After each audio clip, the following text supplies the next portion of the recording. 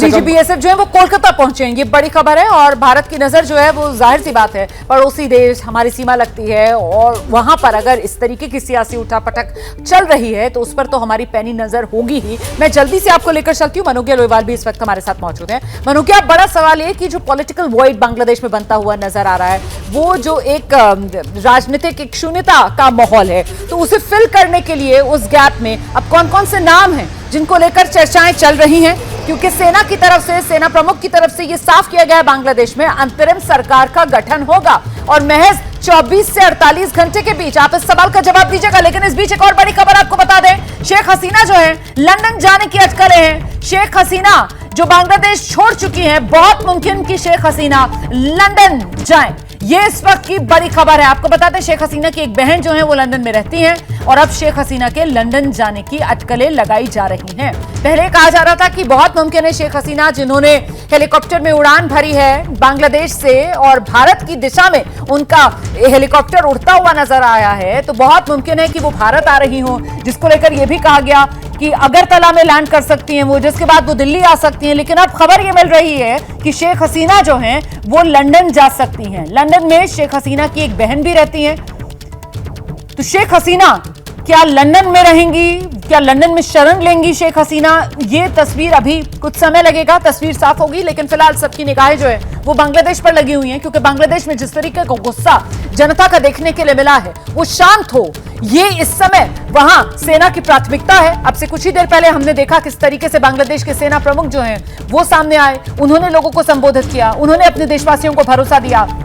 कि जिस मांग को लेकर वो सड़क पर उतरे हुए हैं उनकी वो सारी मांगे मान ली गई हैं। उन्होंने प्रदर्शनकारियों का गुस्सा शांत करने के लिए खुद ये जानकारी दोबारा साझा की, क्योंकि मीडिया में तो लगातार ये रिपोर्ट चल रही थी कि शेख हसीना ने इस्तीफा दे दिया है। उन्होंने इस बात को अपने मुंह से सबको बताया ताकि लोगों में भरोसा बने। साथ ही उन्होंने ये भी बताया कि 2:30 बजे शेख हसीना बांग्लादेश छोड़कर जा चुकी हैं। ये तमाम जानकारी खुद सेना प्रमुख अगर देते हैं बांग्लादेश में, तो सिर्फ और सिर्फ इसका एक ही मकसद, ताकि इस जानकारी के बाद लोगों का गुस्सा शांत हो और बांग्लादेश में हालात कुछ सामान्य हो सकें। फिलहाल जो एक पॉलिटिकल गैप फिलिंग की कोशिश अंतरिम सरकार के जरिए की जा रही है बांग्लादेश में, जिसका जिक्र सेना की तरफ से किया गया, तो मनोज्ञा के पास आपको लेकर चलेंगे और जरा समझते हैं मनोज्ञा से कि इस पॉलिटिकल वॉइड को भरने के लिए, इस राजनीतिक शून्यता के माहौल को भरने के लिए किस किस का नाम सामने आ रहा है। मनोज्ञा, देखिए, नाम कई सामने आ रहे हैं, लेकिन इस समय सबसे महत्वपूर्ण ये हो जाता है कि एक आंदोलन जो छात्रों द्वारा शुरू किया गया था वो इस कदर बढ़ गया है जहां पर खुद प्रधानमंत्री को इस्तीफा देकर देश छोड़कर जाना पड़ेगा। हालांकि कई डिप्लोमेट्स इसे एक ऐसी स्ट्रैटेजी मानते हैं जिससे पूरे मसले को पूरी तरह से शांत किया गया है, जहां पर खुद सेना प्रमुख बाहर आकर सामने आकर कहते हैं कि इस्तीफा देकर जा चुकी हैं प्रधानमंत्री। और जैसा आशीष कह रहे थे कुछ उसी लाइन पर भी ये कहते हुए कि एक और प्रधानमंत्री का इस्तीफा देकर चला जाना, कर्फ्यू हटा दिया जाना और साथ ही साथ अभी कुछ मिनटों पहले ढाका यूनिवर्सिटी के सामने हजारों छात्रों का जश्न शुरू हो गया है, जिनका ये मानना है कि उन्होंने अपने आंदोलन में सफलता हासिल की है। बांग्लादेश को आंदोलन की भूमि कई कारणों से कहा जाता है। 21 जुलाई कहते हैं, यानी 21 जुलाई को, जिसको हर साल इंटरनेशनल मदर लैंग्वेज डे मनाया जाता है, वो इसलिए मनाया जाता है क्योंकि बांग्ला भाषियों ने उर्दू के खिलाफ आंदोलन किया था और तभी ईस्ट पाकिस्तान से पाकिस्तान में तब्दील होने की पहली जो लड़ाई एक तरह से शुरू हुई थी।